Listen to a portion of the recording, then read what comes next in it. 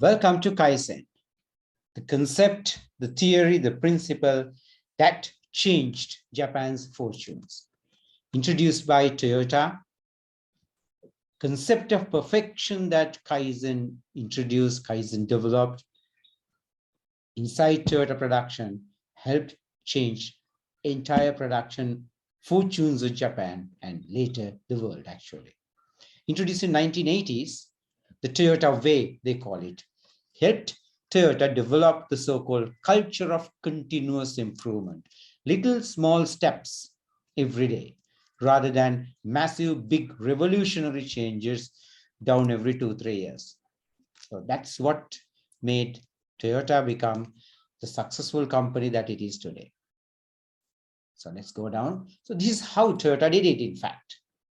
Take a look at number 1 to number 6. How did Toyota do it? Yeah, cutting down waste, finding out where it can be improved, quality, safety, etc. Identify what the current state is. What are the goods, what are the bads, what are the uglies in it? And why is this problem? Right? If any problem is there, and find out ways to find a solution and then test the solution. Check if the solution is a right solution. Implement it if so, and do it again and again if you feel like improvements are the necessity. These were the cars that looked Toyota in 1980s, sorry, late 1970s, early 1980s. And this is what happened to those Toyota cars in 1980s, 1990s, into the 2000s. See the unbelievable change that Toyota was able to kind of develop for itself. It's not just the technology, it's not just the inventions, it's a way that the Toyota went about, having a culture of continuously improving their operations, endlessly coming up with solutions, and created a culture, a philosophy one can call it, right, where every employee is involved and engaged in improving various processes, even how small they were, right? They were valuable. I mean, the processes, right, coming from the employees. And yes, the entire company having that culture of, identifying areas for improving and carrying on with those improvements continuously. And that's what transformed the company into an unrelenting force of continuous improvement. This is just one example. Let's say a company, read it please, when a company identifies as imagine a solution as a perfect solution, then what they do is they try to check if it can be done better. They're not satisfied once a solution is found. They see if it can be done better.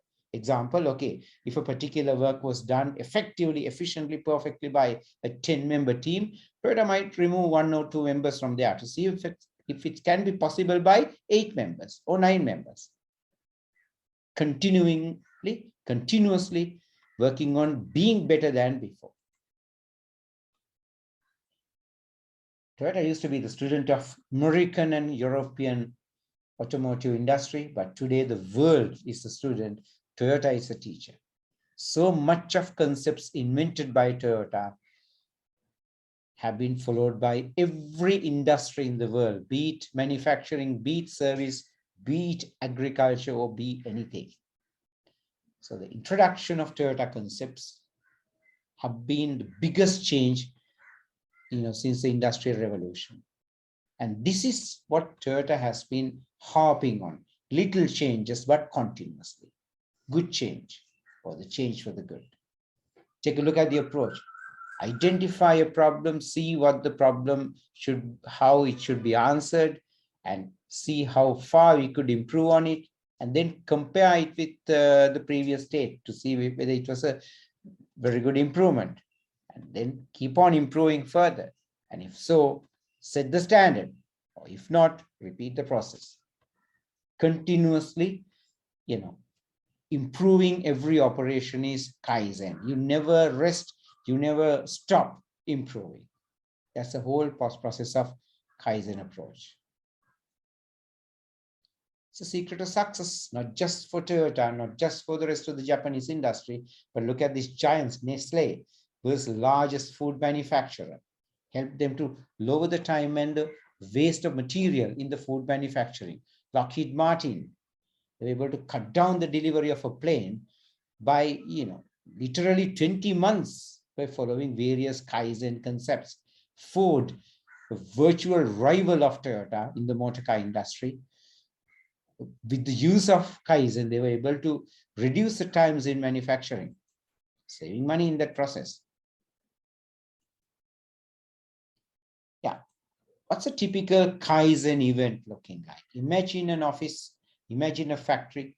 You identify a particular production, a particular process, which could be done better. So they review the current state, and then they set up a plan for improvement, how much we should improve it. And then they activate the improvements and see whether it's a right improvement. And then if so, yeah, they will set it as a standard for a while at least, or if not, they'll keep on improving it continuously soon after as well. So I remember a typical example from Australia when one of my students was working in a Toyota car manufacturing facility in Australia, somewhere in Australia. Now the car manufacturing has been stopped as far as I understand in Australia. So this is a rather old story. He was telling me that in his line of operation, in his factory line, production line, where a particular car component was manufactured in an assembly line setup, the company was planning, he told me, to reduce the time taken by something like 3 seconds. That means if the current process takes 2 minutes, they want to reduce it by 3 seconds. So for me, it wasn't much. But then it hit on me, the importance of that decision, because the particular production line used to come up with something like 1,800 components manufactured per day. So imagine saving 3 seconds from every one of them. How many minutes that is? How many seconds that is? Virtually over, close to 6,000 seconds. So that's a lot of minutes. That's how Toyota looks at it. So their Kaizen approach was that. What's this Kaizen process is like? Please go about to say this particular thing. Plan, do, check, act. Now imagine the earlier Toyota example I suggested from Australia. So you set up a plan, cutting down the production timing by 3 minutes, and set up a system and activating it and check, seeing if that's the best solution. If not, carry it out again, improve again. So no matter what the process is in a Toyota facility or in an ideal production facility, you never rest. There's always chance for improvement. That's the very meaning of PDCA, plan, do, check, act. Kaizen, mind you, is not just one principle. It's a principle that shelter so many other concepts like just-in-time, zero defect, quality improvement, Kanban. You'll be learning some of these topics later. TPM, quality circles, automation, so much of things. And all these principles can live, survive, and thrive under Kaizen umbrella. So for this video, we'll take a look at few of those tools like Gemba, 3M, 5S, and 7 wastes. So these methods, now Kaizen is a mothership, the main principle, but within which there are certain things to do like principles, systems, methods, and tools to do them effectively, successfully. These smaller principles and the theories could be utilized by a company. Take a look at tools. They could use the quality principles. They could use the MUDA elimination. They could go for the visual management.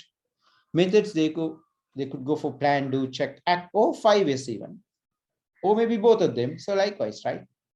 So Kaizen is the main principle. To carry out, activate Kaizen, a company would use some other policies and principles as well. Take a look at Gemba. So what is it? A senior management personality, a manager. Walk the talk. He walks from workstation to workstation to have an informal chat with the staff to see how it's going, to see what's the problem is, to identify what kind of solutions these employees are, these workers are bringing into as solutions. So this is a feeding of data on a continuous, on a daily basis. So here the manager does not stay in his office, doesn't wait until the news comes to his office. He reaches out and find out. And he would be able to make a faster, quicker decision and a solution, of course, rather than a person who only stays in the office. Gemba is that. And then 3 M's, Muri, Mura, and Muda. So it's Muri is about having too much of work. Mura is about improprieties or inefficiencies in the work. Waste is having so much of unnecessary this, unwanted that. So Kaizen starts here by removing the 3 M's, overburden, irregularities, and the waste. So let's take a look at Muda. Excesses, waste, too much of inventory, too much of waiting time, too many defects here and there. And we are making more than what we need to produce actually. And we are spending too much of time manufacturing. We can do this work within a lesser time. Transportation of things for a longer distance. Let's say our spare parts and the raw materials come from hundreds of miles away. That's a loss. Better take it from a closer location, right? And motion, having to take goods from one place to the other unnecessarily. Muda is this. Take a look at 5S. 5S has these concepts: sorting out, whatever the problem, sort it out. Take a look at your table, please. See how messy the table is. So sorting out. So having a plan to make it a very nice, presentable one. Set in order, then set up a plan. What should be where? How we should be there. Shine, making sure that what you are keeping on the table are proper goods, not half good, not broken, not useless. Shine is that. Standardize and make sure each item on the table has a set place. And tomorrow also, those items will be there, as well as day after tomorrow. Standardizing is that. Sustain, keep the habit continuous. Right? And if you feel that some more need to be done, sort it out again. Come back again. Cycle starts. So that is 5S.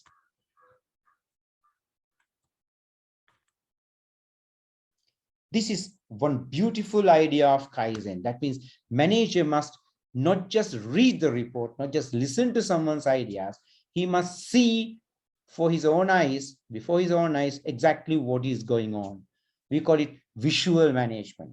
By doing the Gemba walk, he would be able to see for himself different workstations. Not only that, every workstation has to create a visual collage of things, ideas, so that the manager can have a faster, quicker understanding of what is happening in the company, in his company.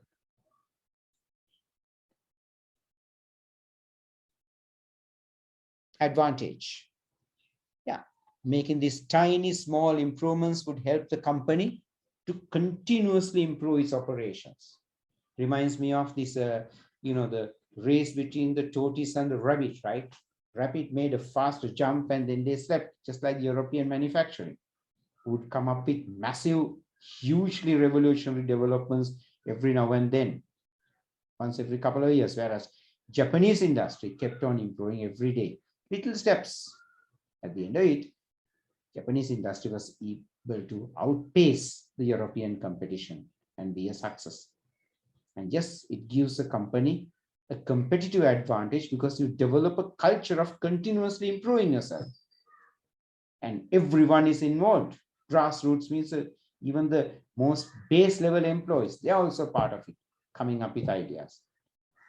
Yeah, and avoid information silos. What's a silo? Silo means a kind of a vertical transfer of information from me to my senior, to my super senior, and finally to the manager. And only we will be talking. People around us are not taken in. We are living in a cylinder life. So having these kind of cylinders of communication created would result in so many others who have ideas don't get the chance to give those ideas, tell those ideas. So information silos can be destroyed or removed by going for Kaizen. Yes, best work, best productivity. And since it values everybody's idea and everybody may be putting their creativity hat every now and then, yes, team working, you feel you belong. That's Kaizen for you. One of the finest of continuous improvement movements in the world, history of man. Check in another date.